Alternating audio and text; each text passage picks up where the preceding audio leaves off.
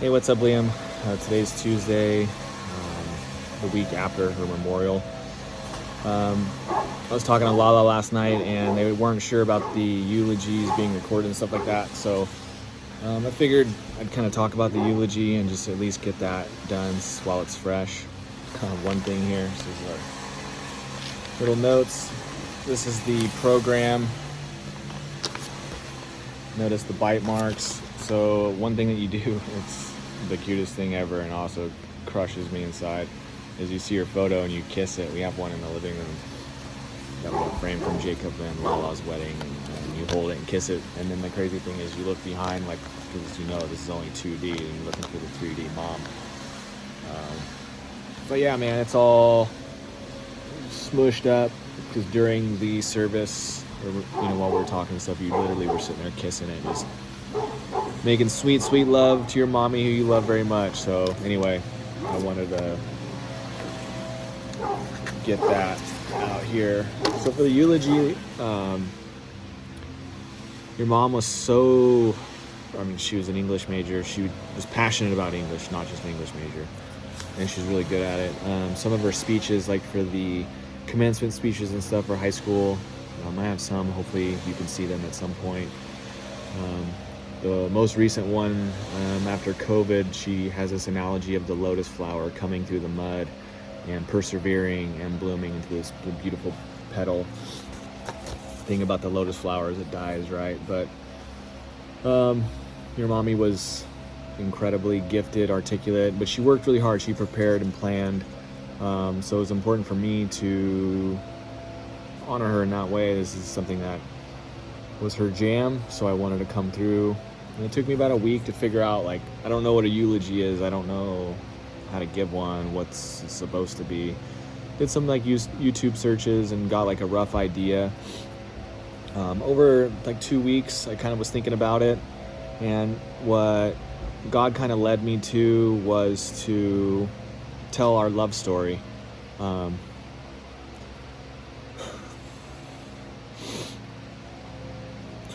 That was what was important to her and me, fucking obviously. And maybe not everybody knew our story, right? And our story's, man, it's beautiful. Like, and you're a part of that story. But with any good story, it's not all just positive. There's a lot of shit in it too. So that's where I led. I started off with our love story, and I'll read it here just so it's kind of, again, we're trying to find the actual recording from the thing, but it might not exist at this point, which we thought it would, but all good. So I wrote it all down. At first I was going to try to like freeform it, and then I realized how naive that was. There's no way I could have freestyled this. Just so emotional, and this whole thing has been physically, mentally, spiritually, the most insane test. That's another thing why it's so important, like your morning process, your more daily habits. Strengthen when it's good. Wake up, strengthen your body, strengthen your spirits, strengthen your mind. Prepare, plan, get ready, because when this stuff happens, had I not done years and years and years and years of everything I've been doing, this would have broke me. And there's no way I'd be standing here right now or sitting here giving this and be okay. I'm shattered inside. I'm devastated, but we're moving forward, with as little of collateral damage as possible. It's still not even, part of me is dead inside. It's crazy. But anyway, when things are good, the whole ant and grasshopper fable or analogy, when things are good, get ready for winter. When it's summer, don't wait for winter to show up. It'll fuck you up. Phase 1, our love story. Phase 1, that's what I wrote on it. Let's see here, phases. It's the IT nerd in me. Then phase 2, waiting for Liam. So we have our love story. Waiting for you was our growth story, we'll say, right? And then phase 3, she goes with us, is what I call it. That's the part, like, what she taught me, what I'm taking with me,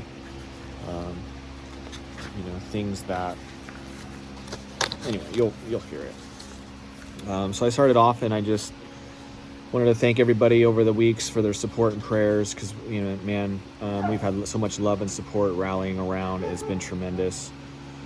And then I also wanted to throw out a disclaimer. This is not like a typical eulogy. Again, I don't know what a fucking typical eulogy is. But what I wanted to do is share the greatest love story that I've ever heard. So I opened it with anyone else still half expecting Kari to be like an hour and a half late today and still come in look amazing. I used to have this shirt and said, and she loved this shirt, it said, "I not late, I stay on Hawaiian time." And yes, every time she was late and had some story that I had done several things to make her late, she was telling the truth, and I apologize for that. I'm working to be better, I promise. But for the uninformed, there's data showing that people who are continuously late are just more optimistic. If I have to pick a label, optimistic is one that I can appreciate and live with. Over this last week, I was given a required opportunity, air quotes, as Kari called these moments, to consider and evaluate the greatest love story I've ever personally been a character in. There's the known classic love stories, Romeo and Juliet, Casablanca, Gone with the Wind. But this last week in reflection for today, God kept bringing me back to the love story that He blessed the two of us with. We have all the elements that are needed. We have the relatable characters, a beloved hero in Liam's mommy, a problem to overcome, the tension, plenty of suspense, and uncertainty that Kari and Joshua will make it through the fire and into the final happily ever after, side by side. This is one of those movies I wouldn't mind seeing more than a few times, like The Breakfast Club, 16 Candles, or Star Wars. Kari had an affinity for Yoda, as they were both tiny, wise, and mighty. Our character's introduction was interesting in itself. We went to the same high school and graduated in 1999. She led the Christian club, while I was ditching school when the waves were good and smoking weed in the bathrooms. The ganja. She loved telling everyone the first time that she remembers seeing me was when campus security was physically escorting me to the office while leading a prayer at the flagpole in the middle of campus. They called that place the Quad. Wasn't sure, but anyway. She would also quickly let everyone know that after I graduated, I dedicated my life to God, and her and I had that as our foundation for our relationship. Her hand gestures of campus security physically escorting me was hilarious to see. I feel she was overplaying it just a bit, but it must have looked hilarious for anyone except for me. That said, we didn't actually speak or meet in person until a few years later in early 2001, but I had already made quite the impression. We had an English class together at Long Beach City College that, funny enough, I had already passed and accidentally enrolled for again, but this was clearly meant to be. Her and I were in a small group together for a project, and all I could think about is this person with an overpowering smile. And when she made eye contact with me, it sent me into some parallel dimension. They say that there are two brains in the human body, the second being in the gut, and between her intellect and those butterflies, she had my full attention. I'd also like to point out that she and the teacher were constantly butting heads.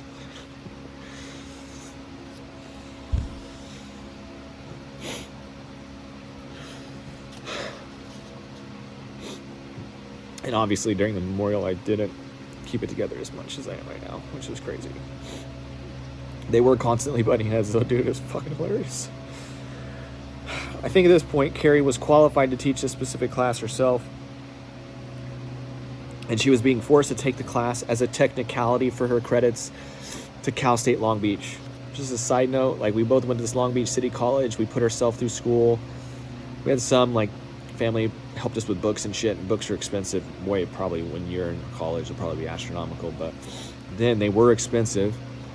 But we, like I put my school on credit card and paid it off every term, and she grounded out and did the same thing. So we worked our way through from, again, we did have support. We weren't all on our own, but anyway. So we were going to Long Beach City College, doing our associates, and then transferring all that to Cal State Long Beach to save money. So she was forced to retake it as a technicality for that. So this is just another serendipitous detail of our story. Either way, when she would get into trouble, I would love it, and she was never wrong when she would correct the instructor, but it was the principle of the matter, I believe, rather than the technicalities of proper English language rules. Kari was dyslexic, but when it came to English, she was exceptional. More suspense in the lead up to me actually asking for her number. In one of our first conversations, she crushed my aspirations of asking her out when she told me that I reminded her of her brother, Brian. Ouch. And again, your middle name, Brian. Little did I know that this was actually a super beautiful thing, and that he and I shared a resemblance physically and spiritually. She adored Brian, so thank you, Brian, for being my unexpected wingman. Maybe this is why Kari always had a thing for angel wings when it came to Brian. From this point on, I was focused on getting her number and asking her on a date. This took everything I had, since she was so smart, beautiful, and had such a powerful presence. Her best friend and sister conveniently worked with me at Outback, so my plan was set into motion. And I was just like a lowly busboy too. She was like, they were all waitresses, high-level shit. Her sister, I think, was right under the GM, Aunt Kimmy. Anyway, I found out where they sat for lunch at school, so I wasted no time in showing up at the next opportunity that week. I bravely walked up to the table that they were sitting at and introduced myself, and her response was, "Who are you again?" I know this isn't hard to imagine Kari saying this to me. This part of her personality remained consistent over the years. I pulled out the chair and sat with them and started talking, and decided to slow myself down a bit, since she didn't even remember my first name. She knew my first name, for the record. I kept showing up at those days and times where they ate lunch. And that following week, might have been 2 actually, but anyway, that following week was spring break. So I boldly asked her for her number and if she had any plans over that break. It took everything I had to look into her beautiful eyes and ask her that.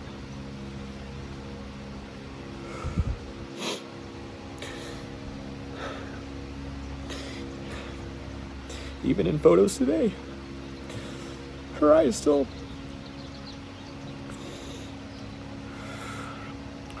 touch my soul in a powerful way. And I love how time would stand completely still when I looked into her eyes. Apparently there wasn't a weird time vortex with her. It was only affecting me, and she was able to write her number on a piece of paper and handed it to me. My most prized possession to date. With our full-time schedules, with work and school, we worked around those limitations, and the only time either of us had was after most places were closed or an occasional weekend. I remember our first date, and naturally I was late to pick her up because it took me longer than expected to wash my truck. I wanted things to be perfect, but when I showed up with a clean truck and red roses, she didn't come to the door. And I was informed that she wasn't there, or she moved to China or something. China seemed like a stretch. After a few months of date nights, church session, beach days, and just spending as much time as we could carve out to get to know each other, I knew how special Kari was. Within 3 months, I knew. I know that sounds weird, but there was no doubt and complete faith in my heart. This was it. From here, I was all in. To be honest, when I saw her at Outback having dinner with a friend, there was something that told me what a beautiful future I had in store. It's crazy. It's beautiful in hindsight to see the power of intuition and a reminder of how important it is to be open and listen to these subtle directions we're given in life. For me, this was leading me down a path of true love with my soulmate. How grateful I am to say that I experienced this for almost a quarter of a century. Of course, I'm standing here with my hands out begging for more. No amount of time is enough time, but we sure did make the time that we did have count. I was so excited to go ring shopping and less excited about asking Art, so Grandpa Art, for his blessing to propose to Kari. The look on his face was classic, sitting in his garage during this moment. And I think he got up and made a Captain Morgan or something when he was sitting there. A small retribution from when he cut me from the Lakewood High School baseball tryouts in 9th grade. I wasn't the best second baseman, but I excelled as being a husband. After I had the family approval, it was on to plan and propose. Growing up surfing and exploring the Southern California coastline, some of my favorite beaches are in Laguna Beach. So my master plan was to have a special beach date and ask her to marry me on the beach. My plan for her favorite Italian restaurant was foiled by her preference for a Mexican pizza from Taco Bell. On so many levels, she was beautifully simple and practical at her core. I absolutely adore her nuance and her layers to her personality. After 6 months of dating and 9 months of engagement, we started our life officially together on July 26th of 2003. What a beautiful gift, spending each day alongside and living life with my best friend. Someone I could grow up with, fail with, be imperfect with, and love wholeheartedly, and be loved back with the same intensity, if not more. Definitely more, man. Your mother's fucking, she's so amazing.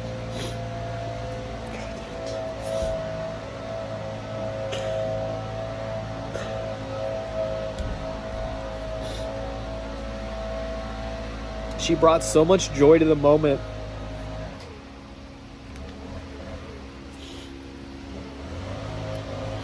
And sometimes you forget how nice the warmth feels until you experience the contrast of the cold.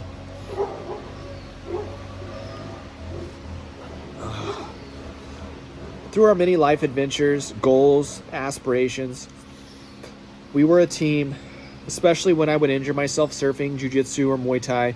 She showed her love for me, even when I was being a terrible patient and acting in ways that didn't deserve her love.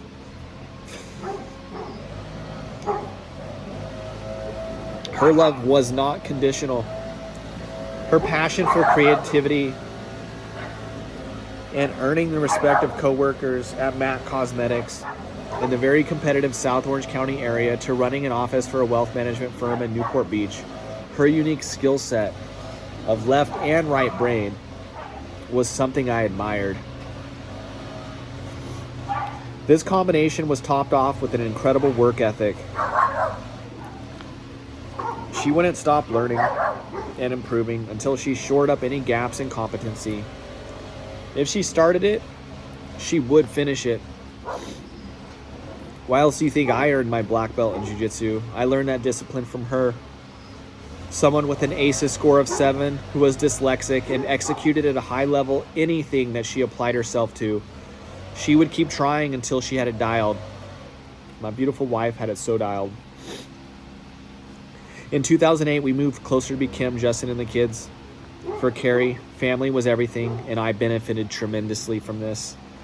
Family and her desire to be a mother was more important to her than her degree from Long Beach City College, Cal State Long Beach, her 2 master's degrees, the two credentials, and 1 doctorate. So many people would give advice about not getting married earlier in life. I'm glad I didn't listen to them. Being able to grow together as young adults and support each other through our 20s, 30s, and the start of our 40s is such a beautiful thing. I benefited tremendously from those 7,354 days of marriage with Kari.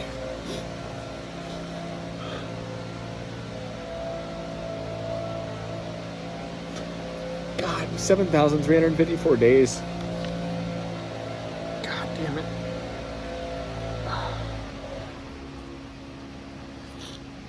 You think it goes by so slow? It goes by so fast, bro. So Liam, all that cliche shit, it's true. Live in the moment, live in the now. Every single day, focus on your daily habits and being in the present moment every fucking day. Dude, life's still gonna fucking kick you in the, it's gonna roll you over, dude, but be present, dude, and you'll be on the better end of it. And it's okay. It's a gift. It's okay. That's why they, again, cliche, that's why they call it the present. But it's true. With any love story, there needs to be a problem to overcome and the uncertainty of getting through this in one piece. For us, this was our infertility journey and finally meeting Liam. Within the first couple years of marriage, we started trying to become parents naturally, and Kari's uncanny intuition was spot on as usual. She knew this journey wasn't going to be easy as we embarked on 17 years of challenges, disappointments, grief, and eventually joy. Her ability to endure and still thrive through all this is nothing short of impossible. All of the accomplishments she made of herself and impact on others' lives she made while going through some of her darkest times. Imagine that. Being absolutely shattered inside, but still giving your best. That's what we're doing here today. She taught me that. The various rounds of ICSI, IUI, IVF was a test of will and determination for her and us. The last round of IVF, I finally overcame my fear of needles and embraced my inner nurse I never knew I had. Through this time, we finally overcame the deeper relationship division that was created from this journey. Prior to the last round of IVF, the strain on our marriage was significant and is why couples that deal with infertility are 3 times more likely to end in divorce. This magnifies the existing data showing that 40 to 50% of marriages today end in divorce. My wife is a data-driven nerd. Those that worked with her can confirm this. These stats are in here to make her smile. So with this 40 to 50% normal rate magnified by 3x for those working through infertility, Kari and I were looking at about 120 to 150% chance of not making it through this test in our relationship. Statistically improbable is a phrase that often comes up when talking about my life experiences with Kari over the years. Individually, we were not like other people, and as a team, we would overcome the odds. Around the time of the 3rd IVF treatment, we both worked even harder on loving each other and reinforcing our commitment to each other, and put the time and effort into working through the years of collateral damage that comes with any marriage, let alone those that encounter challenges with trauma and loss attached to them. As we walked through this valley together, somehow being dropped from 2 adoption agencies along the way, again, who gets dropped by 2 adoption agencies in their journey? Kari and I do. We're the kind of people this happens to. But with all things in life, it's much easier to see the divine authoring of your story in hindsight. This clarity from past experiences is helpful today, and it gives me hope. Early in 2022, Kari was sitting on our couch in the living room, and God put it on her heart to search for adoption agencies, which led us to being picked by Mama Sam last November. Kari's smile in a photo can move hearts for sure. After waiting 17 years, we only had to wait 1 more month now. We were nervous, excited, and to say we were cautious in protecting our hearts is an understatement. We had the most beautiful road trip together, and after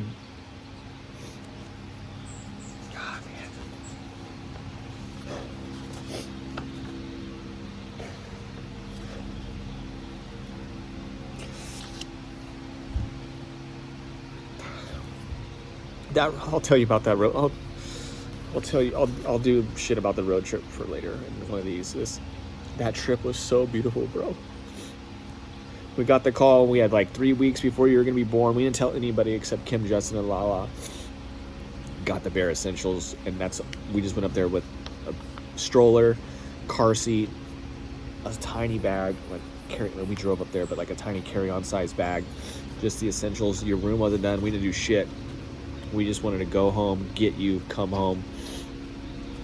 And our life started at that point, bro. Man. When we got home with you, our life started. So you know. God, you fulfilled us.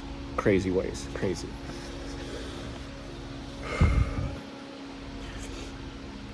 We had the most beautiful road trip together, and after God told Kari she would have a son named Liam in 2010, on December 12th, 2022, our sweet little man was here. Kari was absolutely in love, and she had been for years, thinking and dreaming about him. That drive home was so amazing. We were fulfilled. I'm very much aware how fortunate I am to have found love in this life and spent so much of my day-to-day with a woman who lived by a set of standards of code. Again, I said this in the thing too, but the tears gives you double vision. It's hard to read. Fucking hell. Anyway, I'm very much aware how fortunate I am to have found love in this life and spent so much of my day-to-day with a woman who lived by a set of standards and code of conduct that was focused on loving people and demonstrating the fruits of the Spirit. For those that don't know, those are love, joy, peace, patience, kindness, goodness, faithfulness, gentleness, and self-control. I love that I can use these words to describe her character to everyone today. On our 7th wedding anniversary, we both had our ring fingers tattooed by a friend of mine from Team Quest. Hers was inspired by this verse, by the way. 1 Corinthians 13:4. Love is patient, love is kind. It does not envy, it does not boast. It is not proud. It does not dishonor others. It is not self-seeking. It is not easily angered. It keeps no records of wrongs. Love does not delight in evil, but rejoices with the truth. It always protects, always trusts, always hopes, and it always perseveres. It's cool to read that back and see her walk that path over the years. What an inspiration. She lived in a way with daily consistent habits that I respect so much. She lived by example, and through her daily life was a beautiful witness for God's love and His grace. Lots of people talk about things, a small subset will even try, but few can get the results in line with this. Her results spoke so much louder than her eloquent speech. She always did her best to back up anything she said with these results, and often exceeded expectations of what was possible. That was her goal anyways. Every day it was her goal to bring her best self. Beautiful, put together top to bottom with some animal print or pink in there, articulate and polished. Her energy was high, kind and polite, and effective. Often because of these high standards she placed on herself, just her presence alone made others feel inadequate, and rightfully so. She was regularly better in all areas than most. This is simply because of her standards and her work ethic. Her work ethic and attention to detail was inspiring. Someone with a learning disability, and to her nothing came easily or naturally. Everything you saw from the outside as polished and with ease was preparation and commitment over time to overcome and improve. It was a beautiful thing to witness firsthand over the years. I couldn't be more proud of someone. She's someone I deeply respect and admire, a rare unicorn with extra sparkles, as they say. She was the source of what she was seeking for so many people. She wanted to be loved and cared about. That was our Care Bear. Many of us here were the recipients of this. Always remember how she made you feel. Now go and do that for others. She saw the best in you, even when you didn't see it, and she would enable you to grow into that potential that she saw in you. She knew her why. She knew her purpose. And she made those 42 years count. Liam and I couldn't be more proud of her.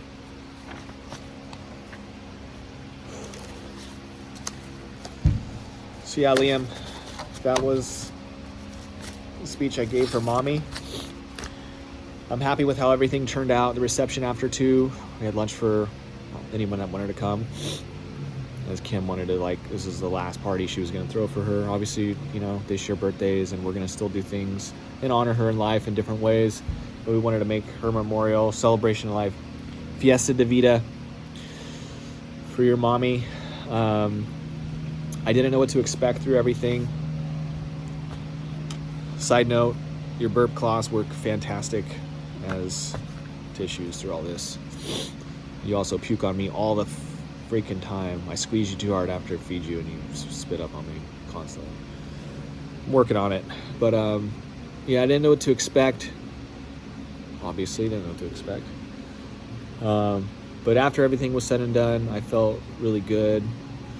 I had a peace about it, and obviously all of that was for us. She's in heaven, she's with God.